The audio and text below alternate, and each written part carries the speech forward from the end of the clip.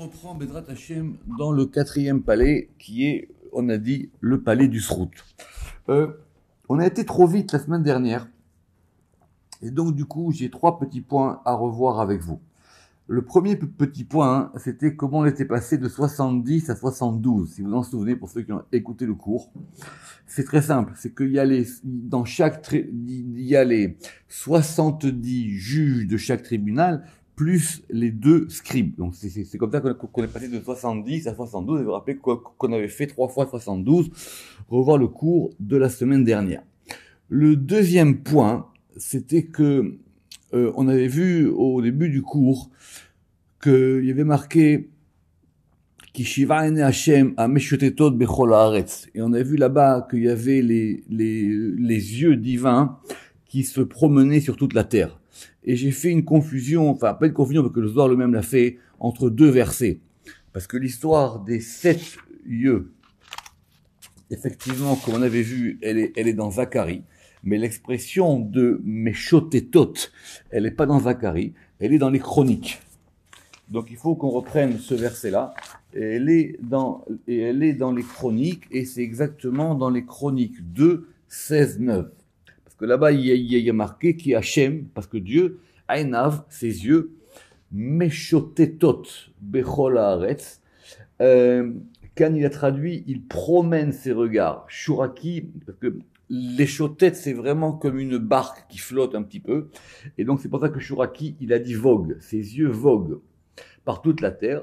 Les itrazek im levavam, pour soutenir ou pour se renforcer, im levavam shalem elav, pour ceux qui sont, dont le cœur est entier avec lui. Shuraki l'a traduit pour se renforcer avec leur cœur entier, pour se renforcer avec leur cœur entier pour lui, et Kani a traduit pour se soutenir ceux dont le cœur lui appartient entièrement. Elav, niskalta alzot, niskalta azot ki ma'ata yesh imecha milchamot. Tu as été fou ou tu as agi follement en ceci, parce que c'est Dieu qui parle effectivement à un roi là-bas dans Divrei Yamim, ki ma'ata yesh imecha milchamot, parce que maintenant il y a des guerres contre toi. Donc aussi désormais tu ne cesseras jamais d'être en guerre d'Ikan, et il existe contre toi des guerres. Non, mais en tout cas notez que cette expression de Ene Hashem Meshotetot, que Ene Hashem Meshotetot, elle vient de Divrei Hayamim.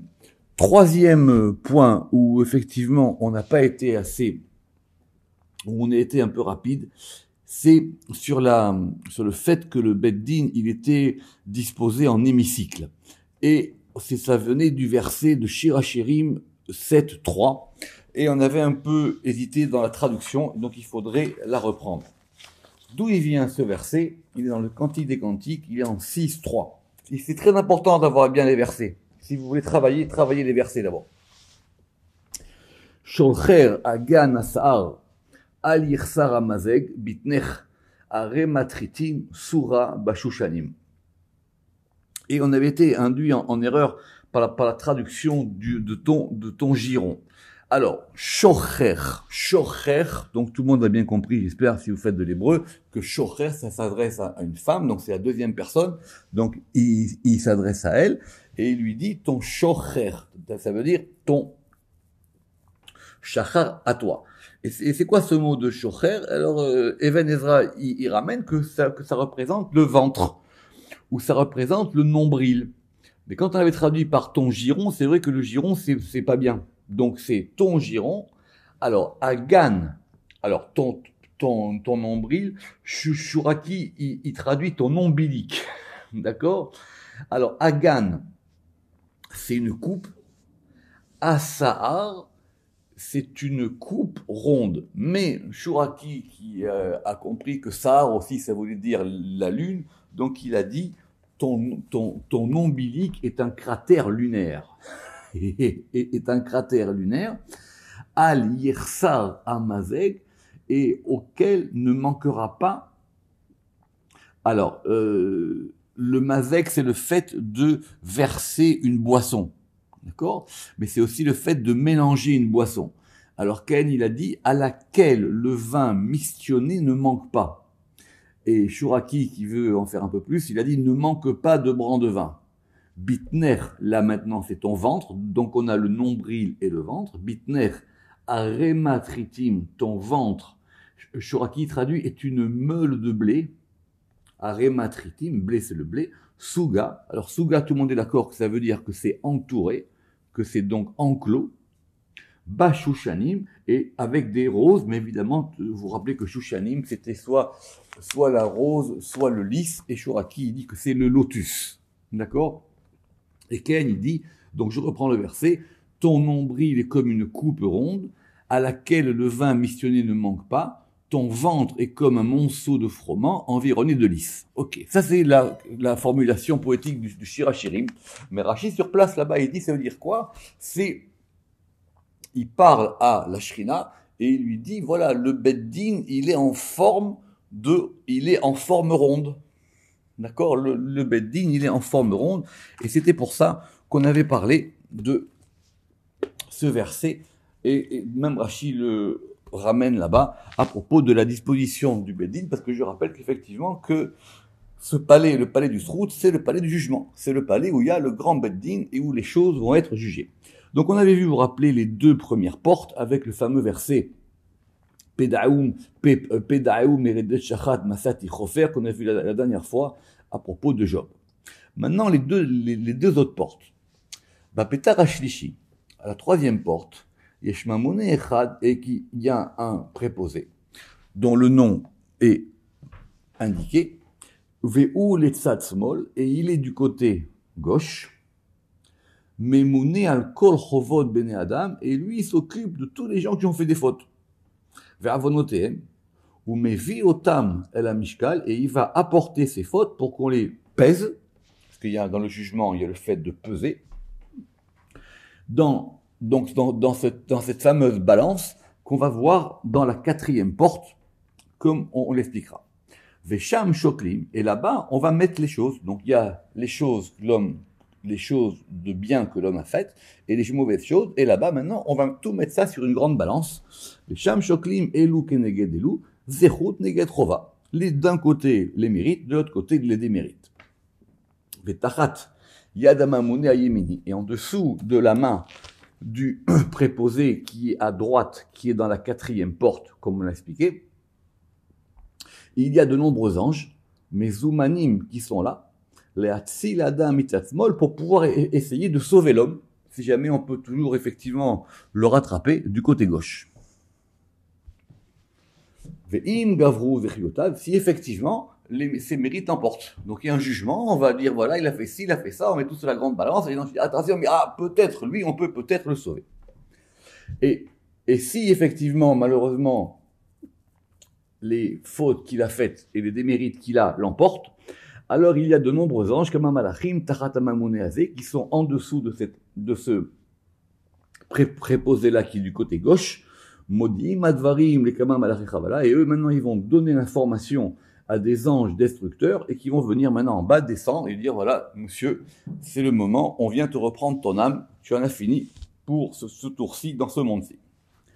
Petar Arevi, la quatrième porte, là-bas il y a il y a là-bas un préposé dont le nom est indiqué ici, et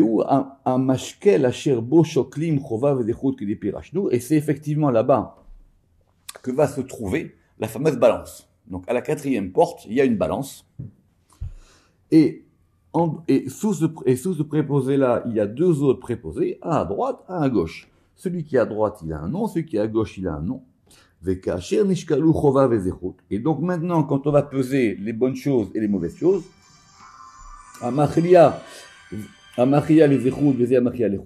et donc pour pouvoir dire maintenant, alors la balance, elle va l'emporter d'un côté ou d'un autre côté.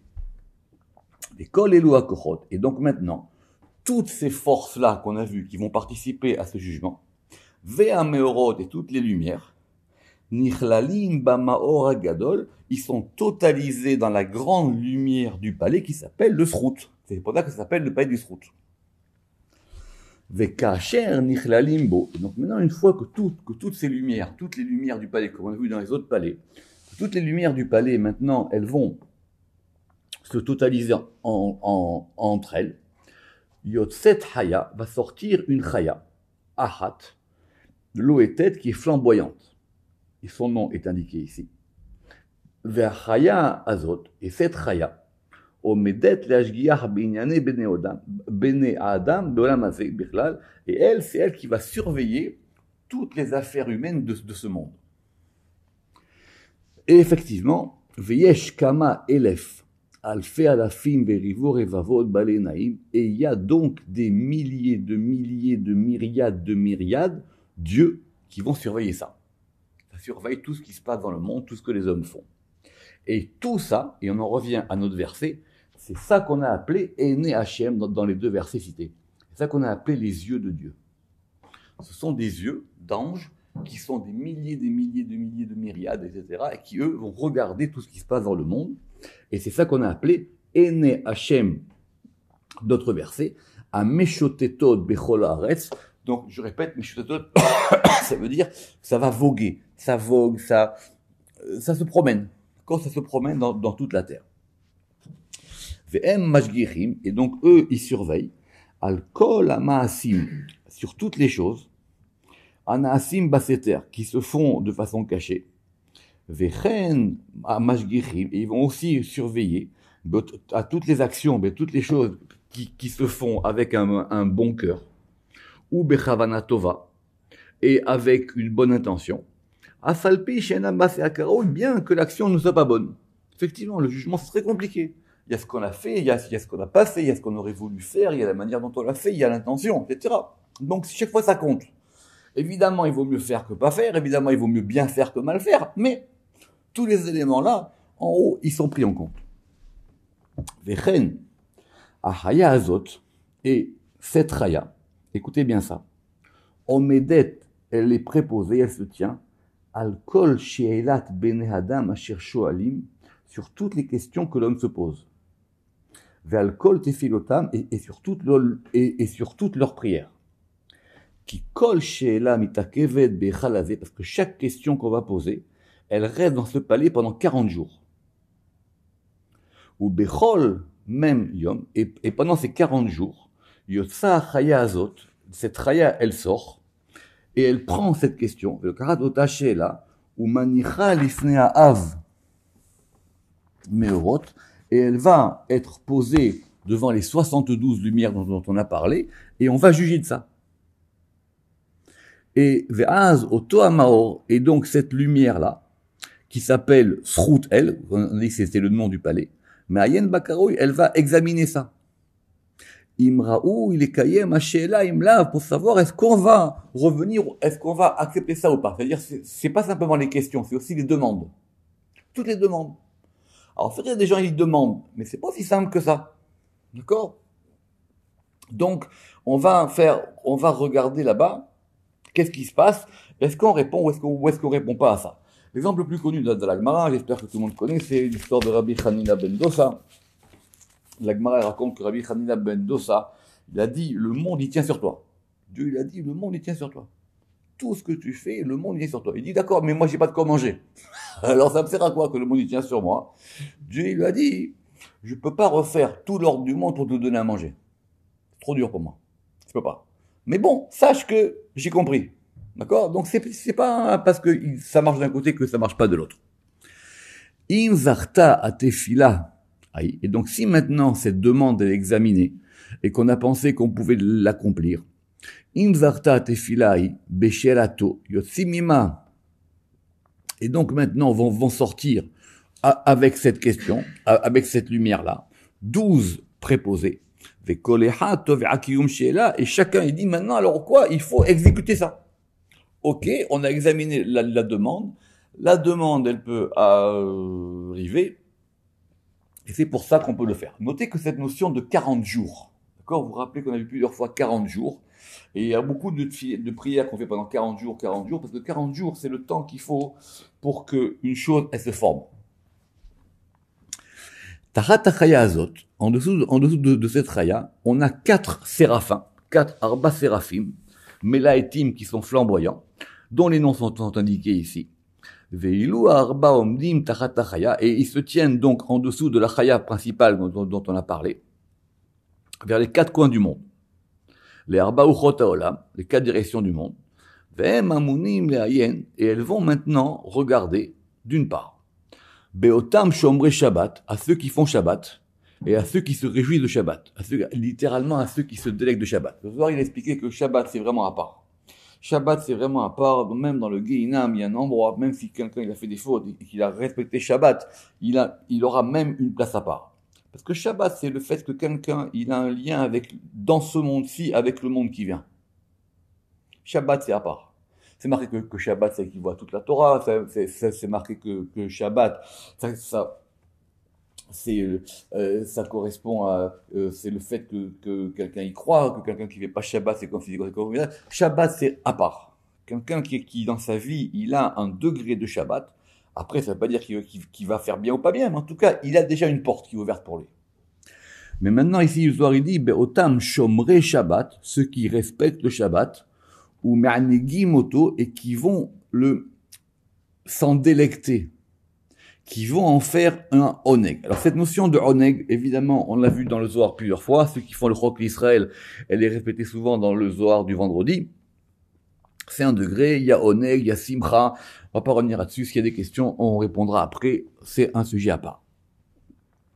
Ou me'elu arba, et de ces 4, ka'asher em nosim, lorsqu'ils vont maintenant voyager, yotzim netzutzot, vont sortir des étincelles de feu. Kaftor vaperar, ça veut dire la fleur et le bouton, c'est-à-dire des deux côtés. Ou me'elu anetzutzot, et de ces étincelles-là, vont être faits 72 ophanim, donc on connaît maintenant la différence entre les séraphim, les chayot et les ophanim, mais la etim esh, qui eux aussi sont flamboyants de feu. Veka'asher elu ophanim, et lorsque ces ophanim, emnosim, ils voyagent, naase tarteem, vont être faits en dessous d'eux, le fameux fleuve qui s'appelle le Nahar Dinour. D'accord, c'est un fleuve de feu. Alors, on l'a vu plusieurs fois dans le Zohar, c'est un fleuve qui purifie, c'est un fleuve dans lequel, effectivement, il y a une purification qui se fait. Elef alfin meshamshin, parce que c'est un fleuve de feu. Et il y a maintenant des milliers de préposés à ce feu. Veravu revavan kedmoi yekevu mitocha eshaou, et tous ils vont dans ce feu-là. Ou misham yotzim kama lafim v'chayalim, et donc de là, parce que donc, quand les anges ils passent eux-mêmes dans ce fleuve, vont sortir maintenant des milliers de chayalim, d'armées d'anges et d'ophanim. Ve'ilu arba séraphim chez Zacharnu, et les 4 séraphim qu'on vient d'indiquer plus haut, chez Zacharnu Shemam, yotse anahar shel esh, c'est de eux que va sortir ce fleuve de feu. Betor anahar aou, et donc maintenant, dans ce fleuve-là, sorfim kama malachim, vont maintenant être brûlés de nombreux anges, kama ruchot, de nombreux esprits, de nombreux préposés dans toutes les journées de Chol. Pourquoi? Parce que c'est compliqué, ça on verra dans le Rama qui écrit un livre sur les anges. Les anges, ils sont des êtres de feu, donc ils meurent pas. Mais en fin de compte, ils meurent pas, mais ils repassent par le feu.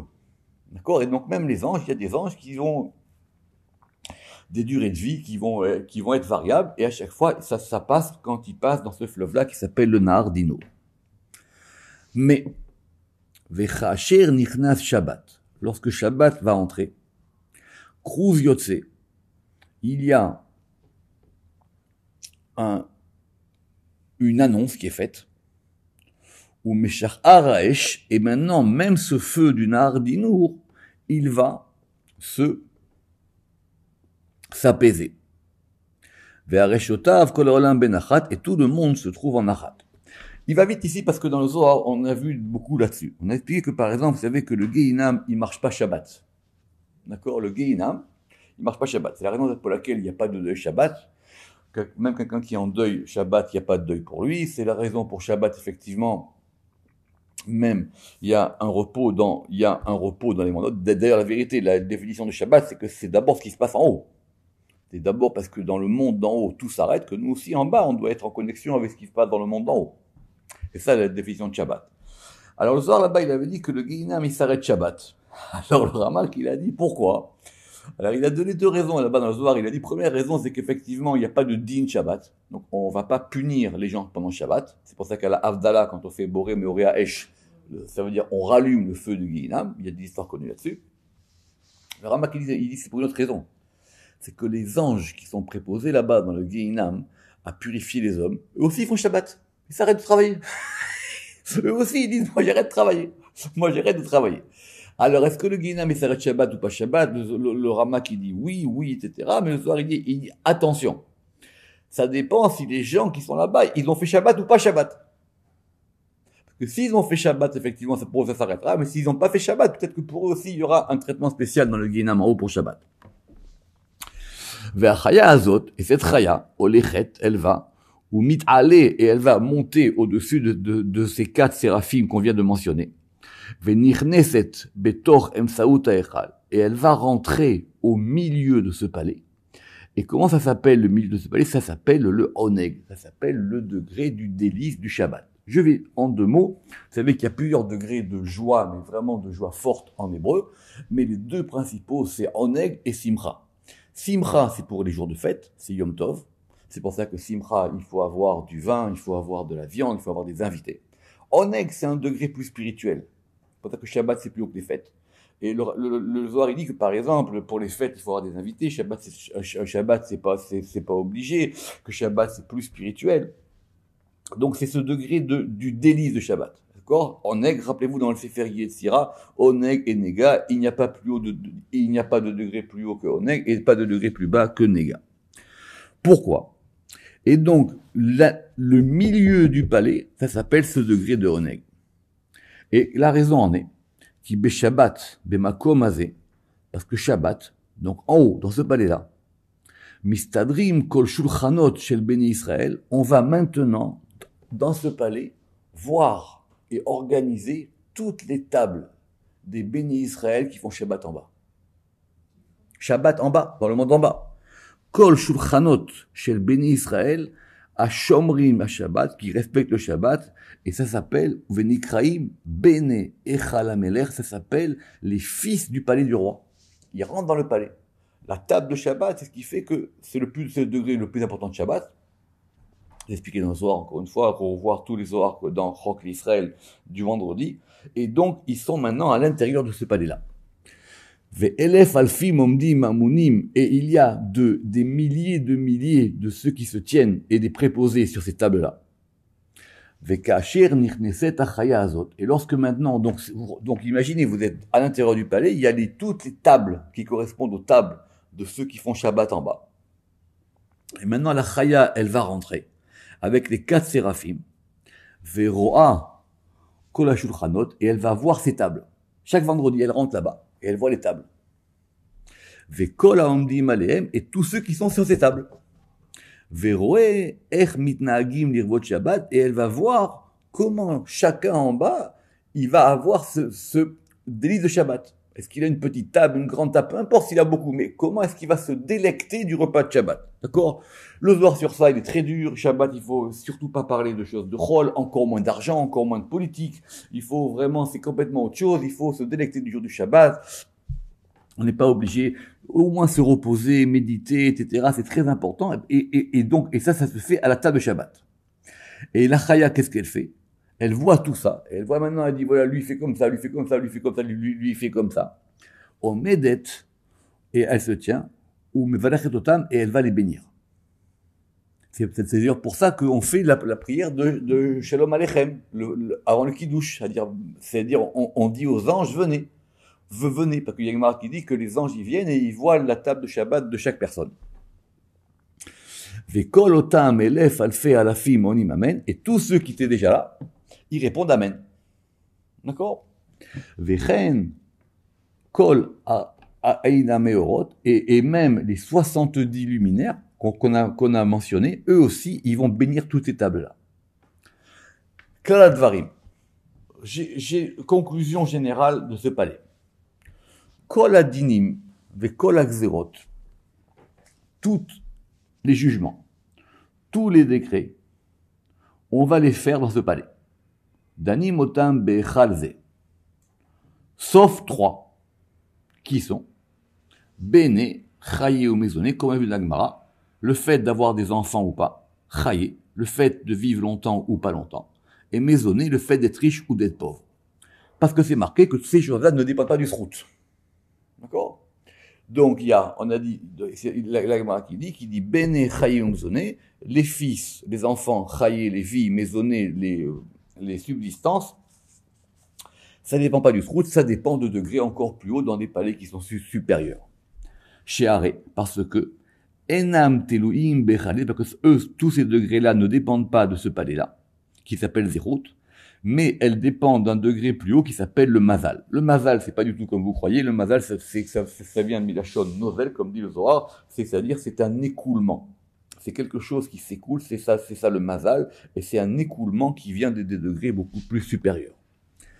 Ve'afalpi, mais chez Enam Teluim Bazeh Echal, mais bien que ça dépend pas de ce palais, Im Kolze, malgré ça, Danim Oto Bechalave, c'est dans ce palais-là qu'on va juger ça. Ve'im Zacha Notim Lemala, et si maintenant il le mérite, on lui donne d'en haut. Donc c'est pas complètement déconnecté. C'est vrai que Bene Chayim Zoné, vous vous rappelez cette Gemara, on avait parlé, c'est très compliqué. On a dit, mais alors s'il y a tout ça d'en haut, alors le reste, il y a quoi? Si j'enlève maintenant le fait d'avoir des enfants, le fait de vivre longtemps, le fait d'être riche ou pauvre, alors qu'est-ce qui me reste? D'abord, il te reste beaucoup de choses. Il ne te reste pas que ça. Mais en tout cas, c'est dans ce palais-là où on va voir si effectivement on peut intercéder pour que tu le reçoives des palais d'en haut. Ou Pirouche. Et ça veut dire quoi maintenant que ça dépend de ce palais? Notim, c'est vous la tête. Donc on va lui dire maintenant, lui, il faut lui donner. Qui enam, elle a les mata, parce que cela ne se fait qu'en bas, comme on a expliqué, comme on a expliqué dans les portes précédentes. Et ce palais-là, il a une particularité. Ve'echalazé, omed beshmira, c'est le palais le plus protégé de tous les palais. Yoter misharech atakolmi, plus que les palais précédents. Et il a, vous vous rappelez que tous les palais, vous vous rappelez comment on avait appelé ça? C'était des yétidotes. Qu'est-ce qu'on avait dit? Que les yétidotes, c'était des socles. Et ce palais-là, il a 32 socles, élionotes supérieurs. Et en dessous de ces socles-là, il y a 500 000 autres préposés. Et sur tous, il y a 4 préposés qui sont sur les 32 et qui sont les 4 supérieurs, dont les noms sont marqués ici. Veilou, Arba, et ces 4-là, Memunim, ils sont préposés. Al Koladinim, sur tous les jugements qui ont été faits, Shinadunu. Velonitnu Leikatev, Vekulam Baim Lishol Mipnemunim, et qu'on n'a pas écrit. C'est-à-dire, si jamais il y a un petit problème, il dit, attention, oula, mais ça on l'a pas marqué, ce sont les superviseurs, on va dire. Ils vont regarder qu'est-ce qui n'a pas été fait ou pas fait. Et ces 32-là, Memunim, ils sont préposés, Al-Kolotam, sur tous ceux qui vont étudier la Torah jour et nuit. Al-Kolotam, Voskim, Batorah, Yomam, Valaila. Et ceux qui sont en dessous, Memunim, ils sont préposés à tous ceux qui vont étudier la Torah de temps en temps. Mais ça s'appelle Kove'atim la Torah, ça s'appelle qu'il a fixé des moments d'étude de la Torah. Ça veut dire qu'il a fixé dans sa vie, ou même dans sa journée ou dans sa semaine, il a fixé un moment de Torah. C'est-à-dire que dans son emploi du temps, dans sa vie à lui, il y a quelque chose qui s'appelle Et. Vous vous rappelez que c'est Et, c'est important. Et, vous vous rappelez, on avait vu qu'il y avait les 24 Etim qu'il a dit le roi Salomon. Il y a, vous vous rappelez, un temps pour aimer, un temps pour rire. Donc c'est ça, c'est Etim. Donc lui, il a un Et de Torah pour lui. Vekulam. Et tous, effectivement, ils sont préposés pour effectivement punir Al-Kolotam Shevicholim à tous ceux qui auraient pu étudier la Torah et qui l'ont pas fait. Parce que ça, c'est effectivement, c'est quelqu'un qui n'a pas de Torah dans sa vie, c'est-à-dire il lui manque quelque chose. Il n'a pas un aspect, il n'a pas ce lien avec les choses d'en haut. On verra, si Dieu veut, au prochain cours, le 5e palais qui s'appelle le palais de l'amour. Echal Ahava. Baruch Adonai Le'olam. Amen ve Amen.